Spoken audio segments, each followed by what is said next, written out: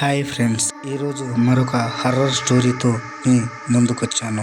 Story ఎలా అనిపించిందో కామెంటు, వీడియోకి మీ లైక్ అనేది మాకు ఎంతో విలువైనది. మరో వీడియో చేయడానికి మాకు బూస్టప్గా పనిచేస్తుంది. వీడియో ఎలా అనిపించిందో కామెంట్ చేసి లైక్ చేయండి. అలాగే మన ఛానల్ని సబ్స్క్రైబ్ చేయండి. ఇక ఆలస్యం చేయకుండా స్టోరీలోకి వెళ్ళిపోదాం.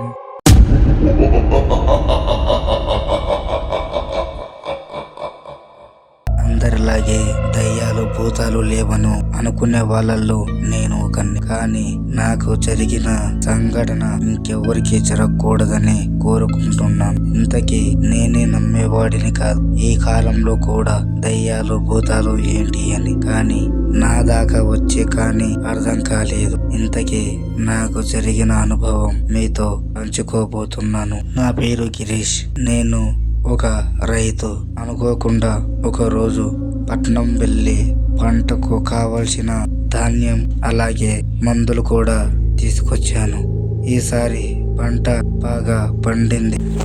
కులదైవానికి యాటను కొయ్యాలరా అని నాన్నగారు చెప్పారు. అలాగే నాన్న అని పొరుగురికి వెళ్ళి ఒక మంచి యాటను తీసుకొచ్చాను. ఆ మరునాడు పూజ కార్యక్రమాలు మొదలు పెట్టాము. దూర బంధువులు కూడా రావడంతో ఈ ఆట సరిపోతారా నాన్నగారు అంటున్నారు. నేను పర్లేదు నాన్నగారు, ఇంకేదైనా చేద్దాం అని పక్కన ఉన్న ఊర్లో కోళ్ళ ఫామ్ కి వెళ్ళాను. అక్కడ ఒక 5 కోళ్ళు తీసుకుని వచ్చి వంట స్టార్ట్ చేశాను. వంట పూర్తి అయ్యేసరికి సాయంత్రం 6 అయ్యింది. ఊర్లో చేయడానికి వీలు కాదు, పొలంలోనే చెయ్యాలి అన్నారు కాబట్టి పొలం దగ్గరే చేశాం. ఇంకా ఊర్లో మన బంధువులకి మన కులపోళ్లకు చెప్పి రారా అని అన్నారు నాన్నగారు. అలాగే అని నేను కూడా బంధువులకు కులపోళ్ళకు అందరికీ చెప్పి వచ్చాను. అందరూ వచ్చారు, భోజనాలు చేశారు. కులదైవానికి కూడా నైవేద్యం పెట్టాము.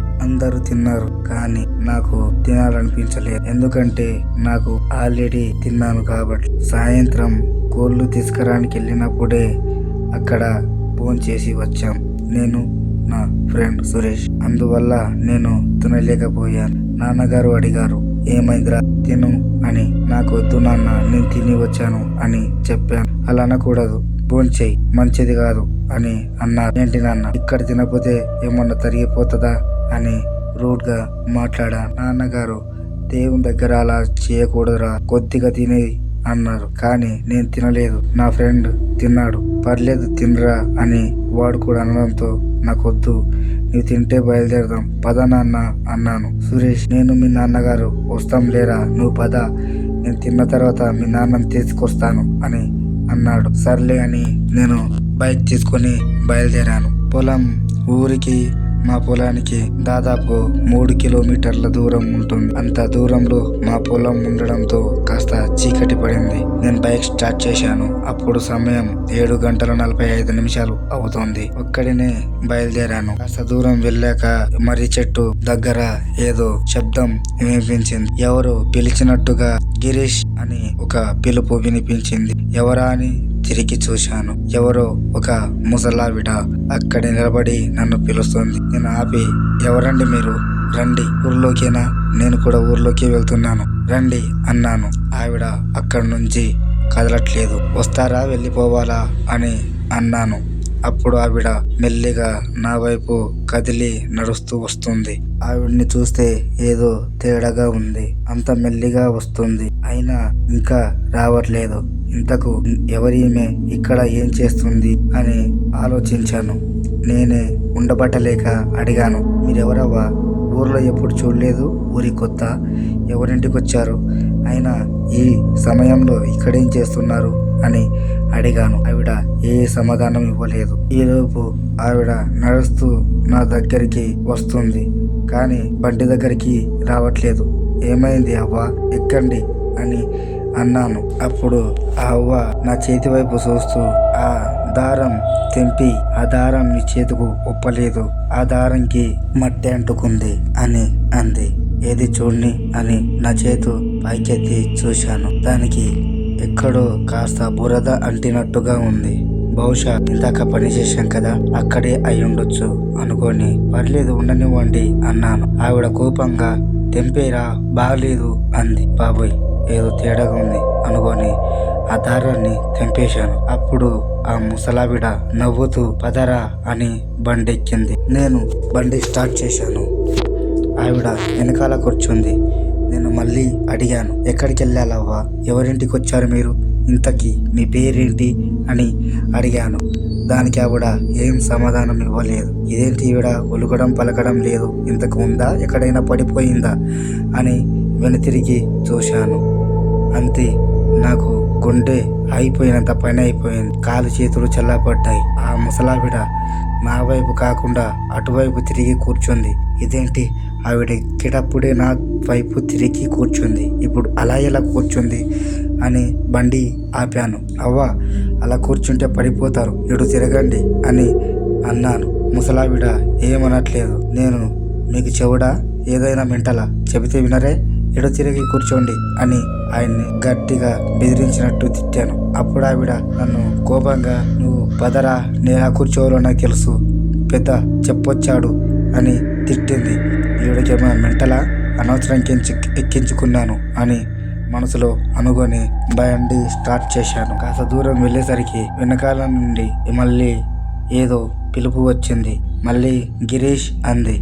నేను ఏంటవ్వా అన్నాను. మళ్ళీ గిరీష్ అన్నారు. ఈవిడకేమన్నా చెవుడా, ఎన్నిసార్లు పలికితే గాని మళ్ళీ మళ్ళీ పిలుస్తుంది అనుకుని ఒక్కసారిగా బండి ఆపి నేను బండి దిగాను. ఆవిడ్ని కూడా దిగమని చెప్పాను. ఆవిడ బండి దిగట్లేదు. మీరు ముందు బండి దిగండి, ఎక్కడికి వెళ్ళాలంటే చెప్పట్లేదు, ఎవరింటికి వచ్చారంటే చెప్పట్లేదు, ఇంతకు మీకు ఏమన్నా పిచ్చా అని తిట్టాను. అప్పుడు ఆవిడ నా వైపు చూసి కోపంగా బండి తీరా, బండి తీ అని కోపంగా అరిచింది. ఆమె అరుపు నా చెవులలో అప్పటికి ధ్వనిస్తూ ఉంది. అంత భయంకరంగా అరవడంతో నాకు చాలా భయమేసింది. ఇంతకీవిడ మనిషేనా అని కొద్దిగా కిందికి తల పెట్టి చూశాను. అంతే, నా జన్మలో ఇదే చివరి రోజు అని అనుకున్నాను. అప్పుడు ఆవిడ ఏం చూస్తున్నావురా, బండి తీ అంది. నేను చూసినప్పుడు ఆవిడ కాళ్ళు వెనుతిరిగి ఉన్నాయి. నాకు కన్ఫర్మ్ అయింది. ఆవిడ చేతుకున్న గోర్లు పెద్ద పెద్దగా ఉన్నాయి. ఏదో రాక్షసికి ఉన్నట్టు నాకు భయం వేసింది. ఈవిడ ఖచ్చితంగా దయ్యమే. అనవసరంగా మాట కలిపి బండి ఎక్కించుకున్నాను. ఇక తప్పుతుందా అని బండి స్టార్ట్ చేశాను. ఎంత దూరం వెళ్ళినా ఊరు రావడం లేదు. తిరిగిన చోటే మళ్ళీ మళ్ళీ తిరుగుతుంది బండి. ఇంతకీ ఏమైంది అనుకొని ఎన్ను తిరిగి చూశాను. అప్పుడు ఆమె కళ్ళెర్ర చేసి నా వైపే చూస్తుంది. నాకు చాలా భయంగా ఉంది. అయినా సరే ధైర్యం తెచ్చుకొని అలాగే నడుపుతూ ఉన్నా. ఒక్కసారిగా నా బాడీలో అలసట మొదలైంది. నాకు బండి నడపడానికి కూడా ఓపిక లేదు. దాంతో నేను ఒక పక్కన బండి ఆపాను. ఆపి దిగి అలా కూర్చున్నాను. ఆవిడ నా దగ్గరకు వచ్చింది. బండెందుకు ఆపావు అని నన్ను ఒక దెబ్బ కొట్టింది. నాకు చాలా భయం వేసింది. ఒక్కసారిగా నన్ను తను ఏడ్చి తన్నింది. అలా బోర్ల పడ్డ నేను తల ఎత్తేసరికి మరొకసారి గుండె ఆగింది. ఇదేంటి ఇలా జరుగుతుంది అనుకున్నాను. అప్పుడు నా కళ్ళ ముందు ఉంది. నేను ఎక్కడైతే ఆ ముసలావిడని వండెక్కించుకున్నానో అక్కడే ఉన్నాను. అదే మర్రి చెట్టు నాకు కనబడింది. అంటే ఇంతసేపు బండి ఇక్కడే తిరిగిందన్నమాట. అందుకే ఊర్లోకి వెళ్ళలేదు అని అనుకున్నాను. ఆవిడ మళ్ళీ వచ్చి నన్ను లేపి నా ఈపు రక్కింది. చాలా మంటగా ఉంది. అరవాలనుకుంటున్నాను కానీ నోరు కదలడం లేదు. నోట్లోంచి మాట రావడం లేదు. చేతులు కూడా కదలడం లేదు. ఆల్మోస్ట్ పడిపోయింది. స్పృహ ఉంది కానీ బాడీ పనిచేయట్లేదు.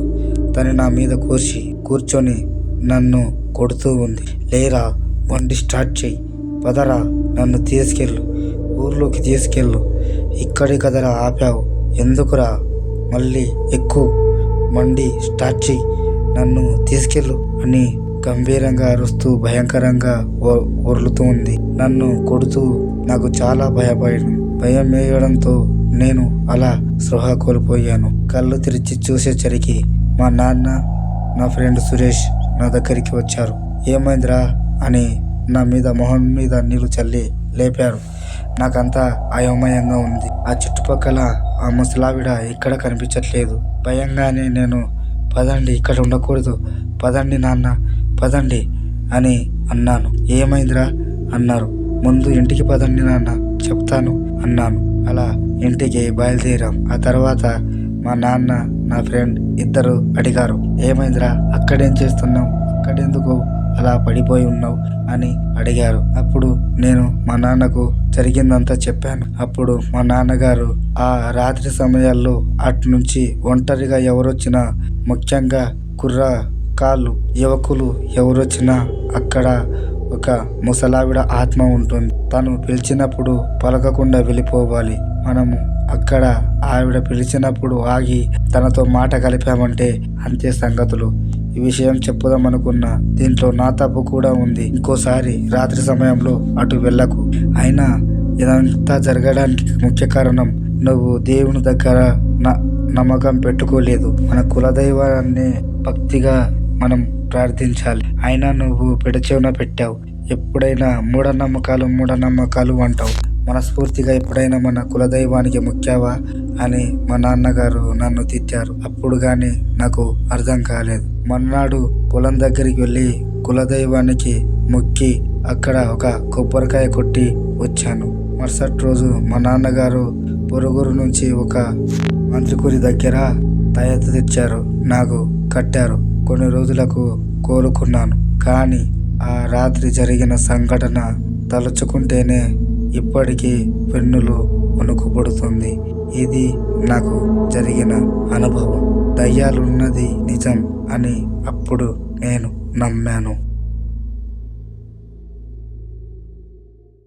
ఫ్రెండ్స్, ఈ స్టోరీ మీకు నచ్చిందని అనుకుంటున్నాను. ఇక మరొక స్టోరీతో మళ్ళీ మీ ముందుకొస్తాను. అంతవరకు సెలవు.